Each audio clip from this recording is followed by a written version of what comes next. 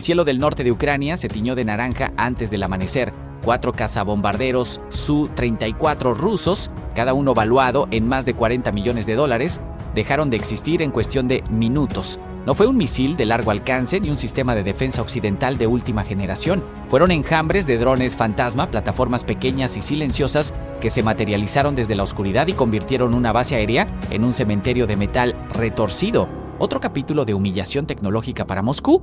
Otra demostración de que la guerra en Ucrania ha mutado en algo que los manuales soviéticos jamás previeron. Según fuentes del Estado Mayor ucraniano, el ataque se ejecutó en las primeras horas de la madrugada contra instalaciones militares en la región de Sumy, cerca de la frontera con Rusia. Los Su-34, bombarderos tácticos de ala fija capaces de lanzar munición guiada y misiles crucero, estaban estacionados en una pista fortificada cuando los drones comenzaron a descender. Las imágenes de video difundidas en canales de Telegram muestran explosiones secundarias masivas, columnas de humo negro ascendiendo en espiral y restos de fuselajes fragmentados. La operación incluyó drones tipo Baba Yaga FPV Swarm, enjambres coordinados que operan en red y saturan defensas puntuales, volando a baja altura para evadir radares convencionales. El impacto estratégico es inmenso. Cada Su-34 representa no solo una inversión financiera considerable, sino capacidad de ataque profundo. Estos aparatos han sido el brazo extendido de Moscú para bombardear infraestructura energética ucraniana y posiciones de primera línea. Perder 4 de golpe no es un accidente operacional, es una brecha en la columna vertebral de la aviación táctica rusa. Analistas militares señalan que Ucrania ha perfeccionado el uso de drones comerciales modificados y plataformas FPI de fabricación artesanal, convirtiéndolos en armas de precisión quirúrgica. La guerra de drones ya no es experimental, es doctrina.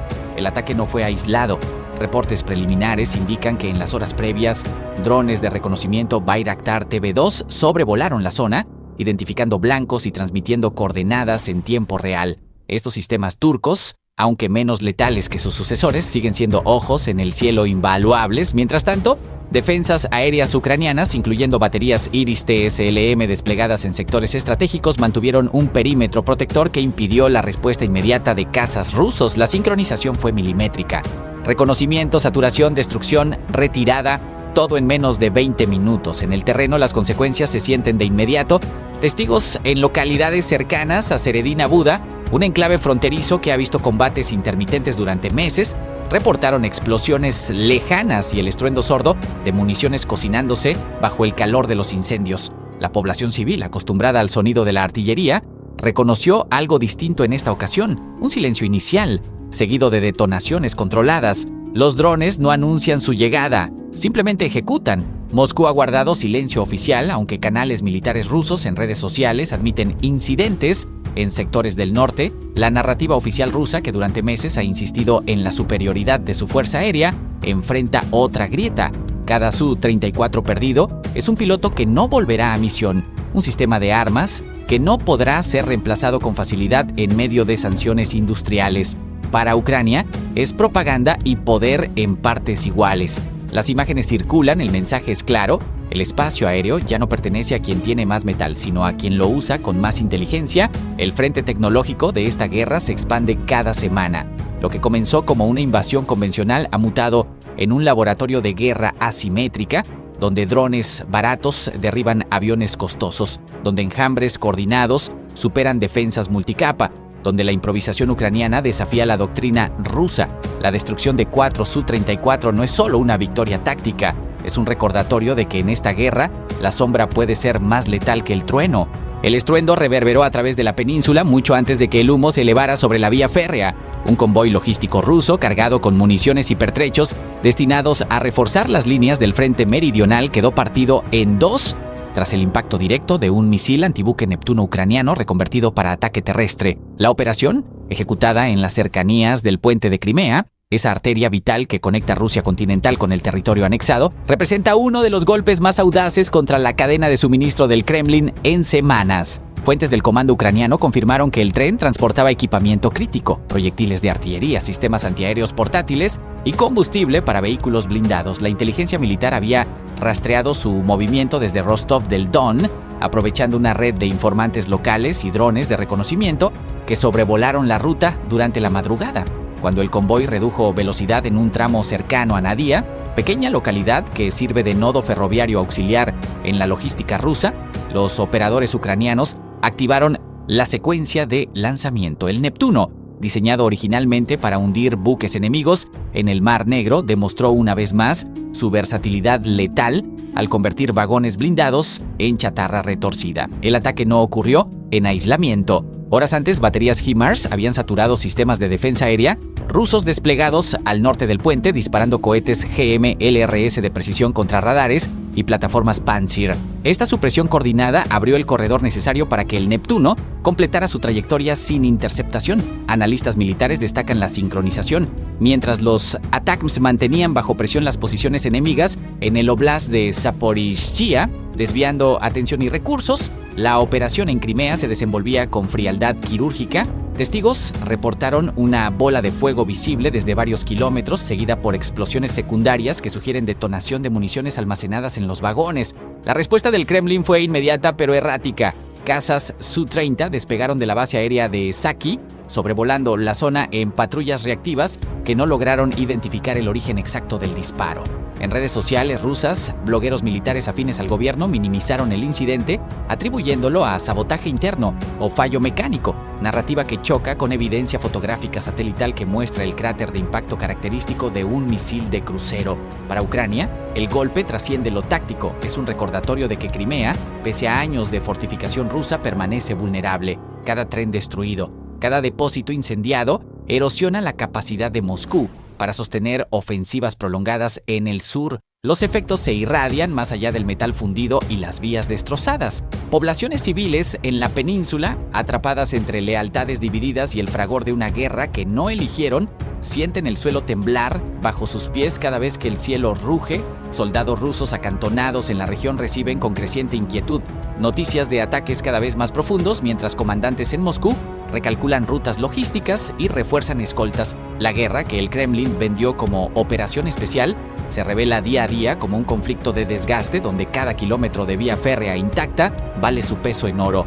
El puente de Crimea sigue en pie, pero su sombra se acorta. Cada misil que cae cerca es un mensaje cifrado. La distancia ya no protege, y el mito de la retaguardia segura se desmorona con cada convoy que no llega a destino.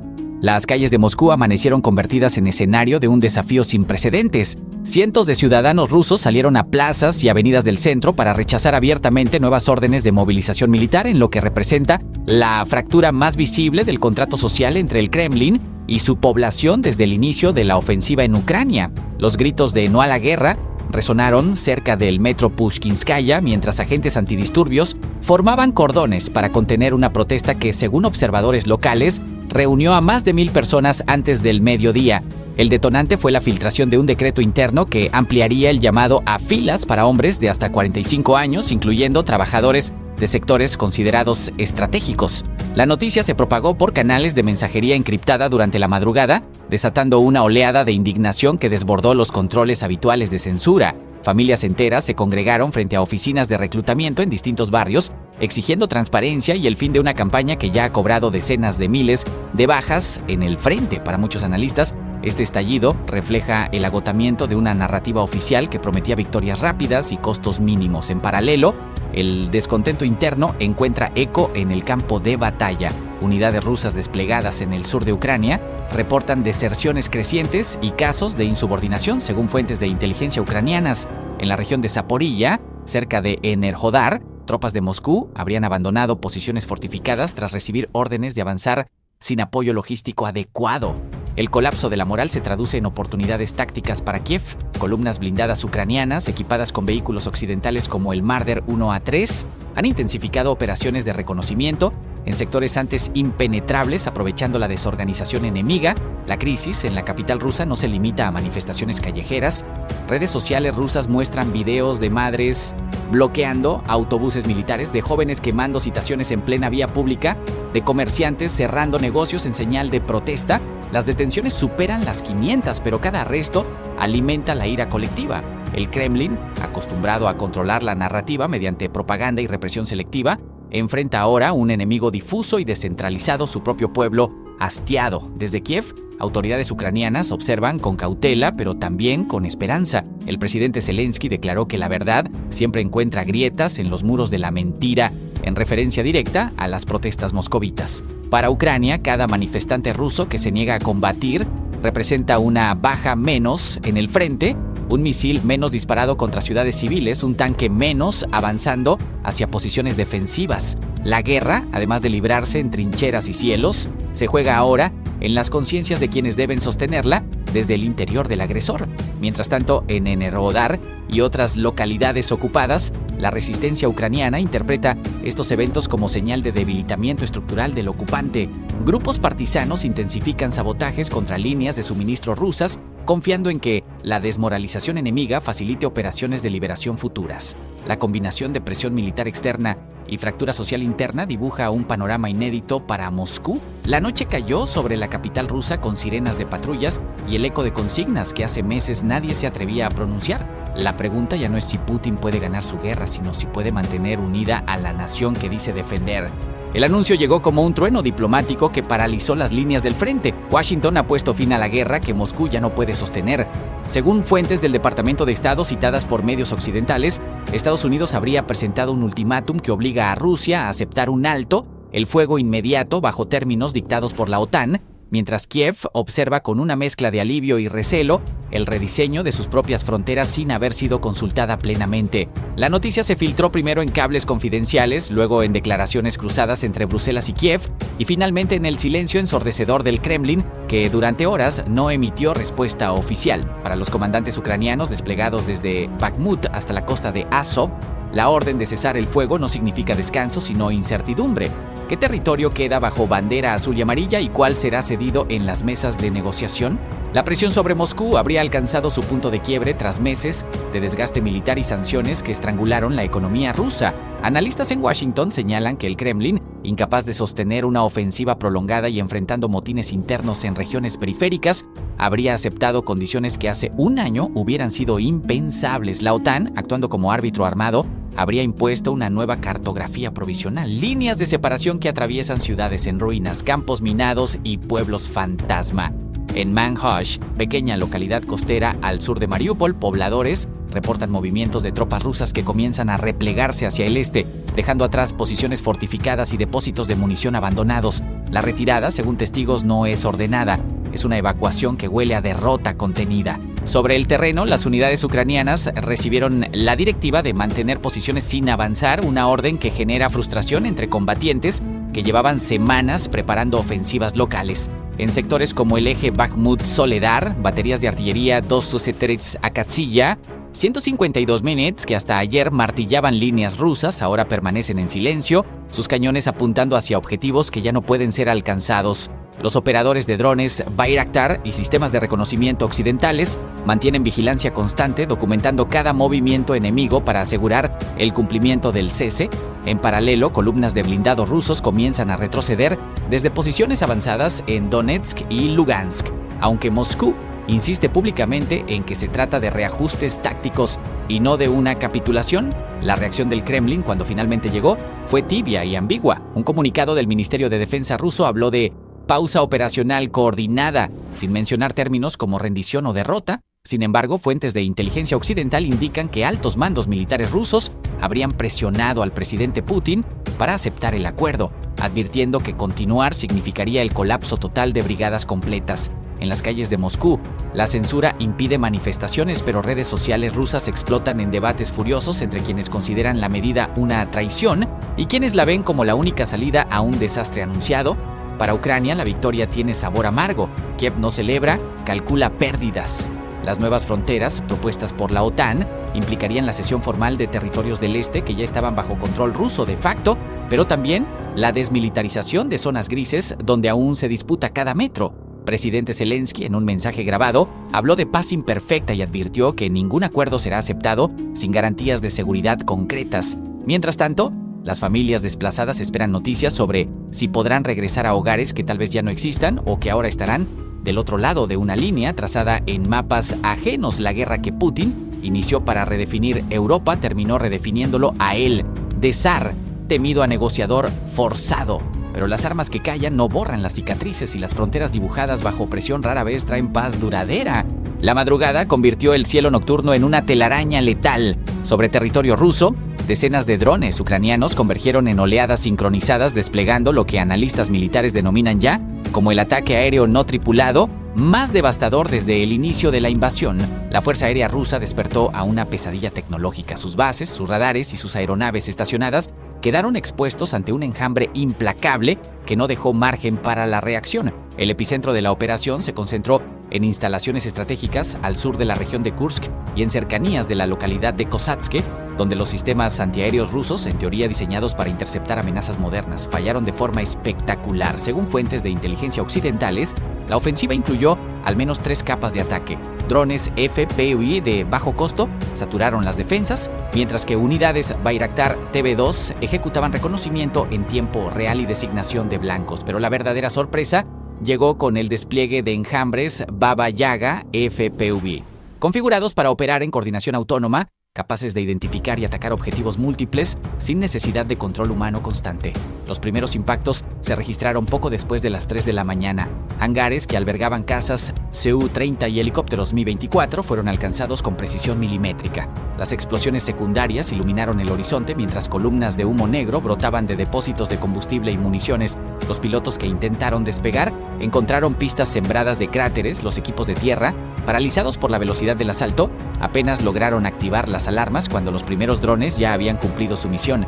La doctrina ucraniana ha evolucionado. Ya no se trata de golpes aislados, sino de campañas coordinadas que explotan las fisuras de un sistema defensivo sobrecargado. Moscú había concentrado sus baterías S-400 en proteger blancos políticos y centros urbanos, dejando bases secundarias con cobertura insuficiente. Kiev capitalizó esa debilidad. Los enjambres Baba Yaga, en particular, demostraron una capacidad de adaptación inquietante. Al detectar contramedidas electrónicas, los drones alteraban frecuencias y rutas de aproximación, convirtiendo cada intento de interferencia en un ejercicio fútil. Testigos locales reportaron el zumbido característico de los motores eléctricos, un sonido que ahora se asocia con el terror en las guarniciones rusas. Un oficial retirado del ejército ucraniano, consultado bajo anonimato, describió la operación como un salto generacional en guerra asimétrica. La ventaja no reside en la potencia de fuego individual, sino en la cantidad, la persistencia y la inteligencia distribuida. Mientras un misil de crucero cuesta millones, un enjambre de 50 drones puede lograr resultados similares por una fracción del precio. La respuesta rusa fue caótica. Cazas interceptores despegaron de bases alejadas, pero llegaron demasiado tarde. Las baterías Pantsir S-1 dispararon contra sombras, agotando munición en blancos falsos, mientras los verdaderos atacantes se filtraban por los flancos. Al amanecer, imágenes satelitales comenzaron a circular en redes cerradas de inteligencia, estructuras colapsadas, aeronaves calcinadas, cráteres, donde antes había pistas operativas. Aunque el Ministerio de Defensa ruso minimizó los daños, hablando de intentos fallidos de provocación, las evidencias visuales contaban otra historia. Este golpe no solo mermó capacidades operativas, golpeó la moral.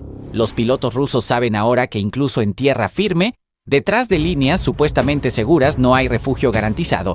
La supremacía aérea, ese concepto que Moscú esgrimió al inicio del conflicto, se diluye cuando el enemigo no necesita aviones tripulados para dominar el espacio. Cada dron destruido es reemplazable, cada base dañada, una herida logística que sangra recursos. Las implicaciones estratégicas resuenan más allá del frente. La OTAN observa, toma notas, recalibra doctrinas. Si un ejército con presupuesto modesto puede paralizar infraestructura militar de una potencia nuclear mediante tecnología accesible y táctica innovadora, el equilibrio de poder tradicional se tambalea. La guerra moderna ya no se mide solo en tanques y cazas, sino en algoritmos, enjambres y la capacidad de adaptarse más rápido que el adversario. El cielo sobre Rusia amaneció más vulnerable que nunca, y Kiev acaba de demostrar que la próxima generación de conflictos ya llegó. El frente oriental se sacudió cuando 3 ejércitos convergieron en una operación que duró apenas 16 minutos y dejó tras de sí un escenario de devastación difícil de dimensionar. Fuentes militares ucranianas, rusas y testimonios dispersos desde Pyongyang coinciden en un hecho atroz. Decenas de soldados de las 3 naciones quedaron atrapados en un intercambio de fuego cruzado, artillería pesada y bombardeos aéreos simultáneos que convirtieron varios kilómetros cuadrados de terreno en una zona de exterminio. La cifra exacta de bajas permanece clasificada, pero analistas independientes hablan de triple dígito en muertos y heridos graves entre las filas combinadas. Todo comenzó cerca de Shitlivka, un punto estratégico en disputa donde fuerzas rusas y destacamentos norcoreanos, desplegados en apoyo a Moscú desde hace semanas, consolidaban posiciones defensivas. Inteligencia ucraniana detectó movimientos inusuales, columnas blindadas, concentración de efectivos y actividad logística intensiva. La respuesta de Kiev no se hizo esperar. Según versiones preliminares, un sistema HRIM-2 habría sido empleado para golpear nodos de comando en las inmediaciones, desencadenando el caos inicial. Los misiles de corto alcance impactaron depósitos de municiones y vehículos de transporte, provocando explosiones secundarias que iluminaron el horizonte antes del amanecer, pero la operación ucraniana no fue la única en curso.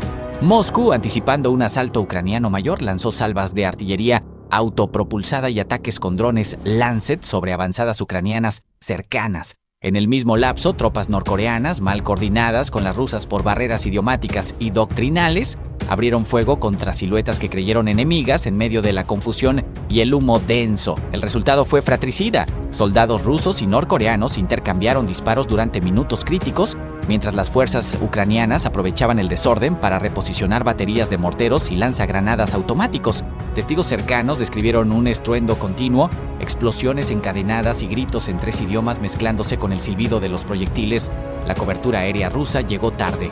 Para cuando los helicópteros de ataque sobrevolaron la zona, el grueso del intercambio había concluido. Imágenes satelitales revisadas por analistas muestran cráteres frescos, vehículos calcinados y trincheras colapsadas en un radio de varios kilómetros. La velocidad del desastre dejó poco margen para evacuaciones organizadas. Equipos médicos llegaron a recoger heridos bajo fuego residual, arrastrando cuerpos entre el lodo y los escombros. El episodio ha generado ondas de choque más allá del campo de batalla. En Kiev, autoridades militares evitan confirmar detalles operacionales, pero subrayan la efectividad de ataques sincronizados contra concentraciones enemigas. Moscú, por su parte, ha minimizado públicamente las pérdidas propias y atribuye la mayor parte de las bajas a errores tácticos de aliados extranjeros, una referencia apenas velada a los contingentes norcoreanos. Pyongyang guarda silencio oficial, aunque fuentes diplomáticas sugieren malestar creciente por la exposición de sus tropas a condiciones de combate para las que no fueron entrenadas. La psicología del conflicto también se reconfigura. Soldados de ambos bandos hablan en foros cerrados de un nuevo umbral de violencia donde la coordinación entre aliados falla tanto como la resistencia individual. Analistas advierten que episodios como este erosionan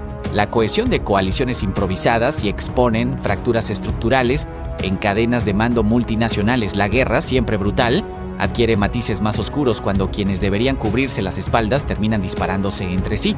16 minutos bastaron para recordarle al mundo que en el frente moderno, la tecnología y la rapidez amplifican tanto las victorias como las tragedias, y que el margen entre el triunfo táctico y la catástrofe propia es apenas un parpadeo en medio del humo.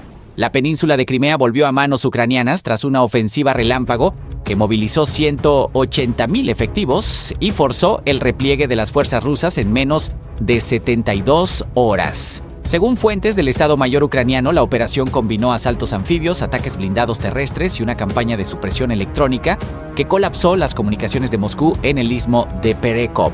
La noticia sacudió al mundo cuando Kiev anunció que sus tropas izaron la bandera azul y amarilla sobre Simferópol, capital administrativa de la región, anexada en 2014. El despliegue logístico partió desde ejes situados al norte del istmo, con brigadas mecanizadas avanzando en oleadas escalonadas, mientras la artillería de largo alcance, incluidos obuses autopropulsados M-109 Paladin provistos por Washington, martillaba posiciones rusas fortificadas. Drones de reconocimiento Bayraktar y unidades de inteligencia estadounidenses proporcionaron coordenadas en tiempo real, permitiendo neutralizar baterías S-400 antes de que pudieran responder. La velocidad fue clave. Los convoyes ucranianos cubrieron distancias que habrían tomado días en horas, apoyados por pontones portátiles y helicópteros de transporte que saltaron líneas defensivas. En paralelo, fuerzas especiales desembarcaron en la costa occidental cerca de Yevpatoria, abriendo un segundo frente que obligó a dividir las reservas rusas. Las tropas del Kremlin, sorprendidas por la magnitud del empuje, optaron por replegarse hacia el puente de Kerch en lugar de librar una batalla urbana costosa. Reportes preliminares indican que columnas enteras abandonaron equipos pesados en su retirada, mientras unidades aéreas de la OTAN patrullaban el Mar Negro, disuadiendo refuerzos desde Rusia continental. El repliegue ruso no fue solo militar. Funcionarios de Moscú confirmaron que el presidente Vladimir Putin ordenó la evacuación de personal administrativo y militares de alto rango hacia el territorio continental, una decisión interpretada por analistas occidentales como una admisión tácita de derrota en esta fase del conflicto. La Casa Blanca emitió un comunicado respaldando la operación ucraniana, mientras el secretario general de la OTAN declaró que la alianza mantuvo presencia disuasiva sin intervención directa, subrayando el apoyo logístico e inteligencia compartida como factores decisivos. Desde Apostolove, nodo logístico clave en la retaguardia ucraniana, partieron convoyes de munición y combustible que sostuvieron el impulso de las brigadas de avanzada. La coordinación entre el mando operacional y las unidades sobre el terreno demostró un nivel de profesionalización que contrasta con los primeros meses de la guerra, cuando Kiev luchaba por mantener líneas defensivas estables. En Simferópol, testigos relataron escenas de júbilo entre la población de habla ucraniana, aunque también se registraron tensiones en barrios de mayoría rusófona. Las autoridades ucranianas impusieron toque de queda temporal y desplegaron policía militar para evitar represalias. Mientras tanto, el puente de Kerch se convirtió en cuello de botella para miles de vehículos civiles y militares rusos que intentaban cruzar hacia Krasnodar bajo la vigilancia de drones ucranianos. El Kremlin no emitió declaraciones oficiales sobre un cese de hostilidades, pero fuentes diplomáticas en Ginebra sugieren que Moscú busca negociaciones para evitar una escalada mayor. La recuperación de Crimea altera el equilibrio estratégico regional y plantea interrogantes sobre el futuro de Sebastopol, sede histórica de la Flota del Mar Negro. La península amaneció bajo nueva bandera, pero las cicatrices de una década de ocupación no desaparecerán con un izamiento de tela. Lo que sigue depende de si las armas callan o vuelven a hablar.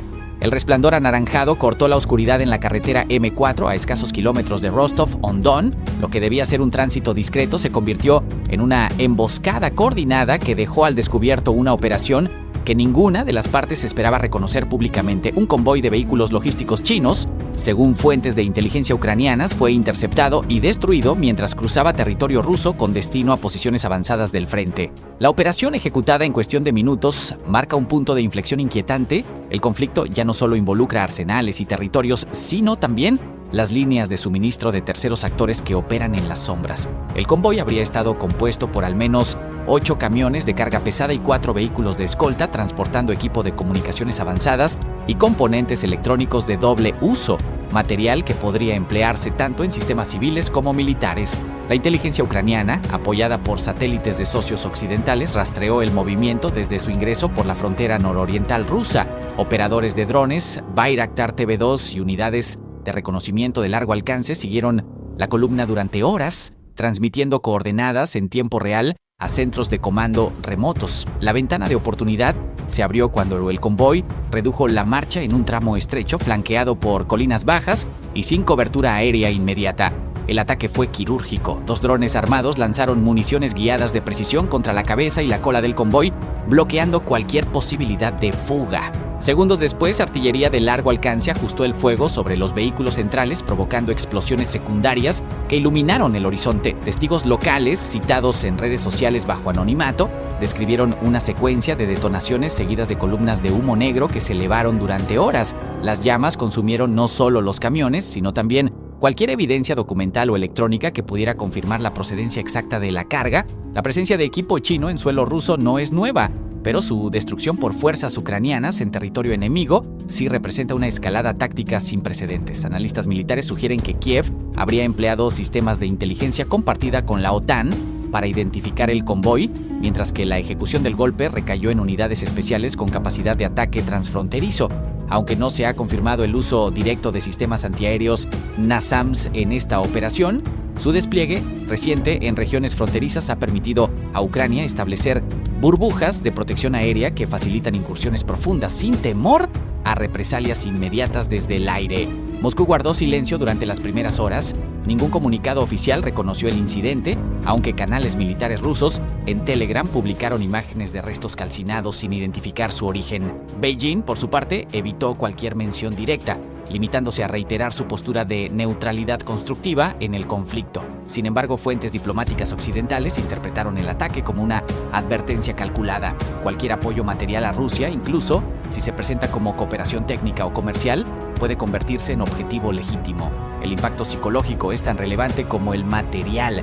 La capacidad de Kiev para golpear dentro de Rusia, lejos del frente convencional, erosiona la narrativa del Kremlin sobre control territorial y seguridad logística. Las tropas rusas, ya extendidas en múltiples ejes, ahora deben contemplar la vulnerabilidad de sus líneas de abastecimiento incluso en zonas consideradas retaguardia segura. Para China, el mensaje es igualmente claro: la discreción no garantiza inmunidad. Mientras las cenizas se enfrían sobre el asfalto agrietado, una pregunta flota en el aire helado: ¿cuántas otras columnas cruzan en silencio y cuántas más arderán antes de que alguien reconozca lo que todos ya saben? El colapso llegó sin épica ni banderas. A lo largo de cientos de kilómetros de frente, decenas de miles de soldados rusos abandonaron sus posiciones fortificadas y echaron a correr hacia el este, dejando atrás trincheras recién excavadas, depósitos de municiones intactos y vehículos blindados con el motor aún caliente. Las estimaciones preliminares hablan de hasta 100.000 efectivos en retirada desordenada, una cifra que, de confirmarse, representaría uno de los mayores desplomes tácticos desde el inicio de la invasión. Ucrania celebra lo que sus comandantes llaman el Día de la Vergüenza Rusa. Moscú guarda silencio. La debacle no ocurrió en un solo sector. Reportes desde el Estado Mayor ucraniano indican que la huida abarcó frente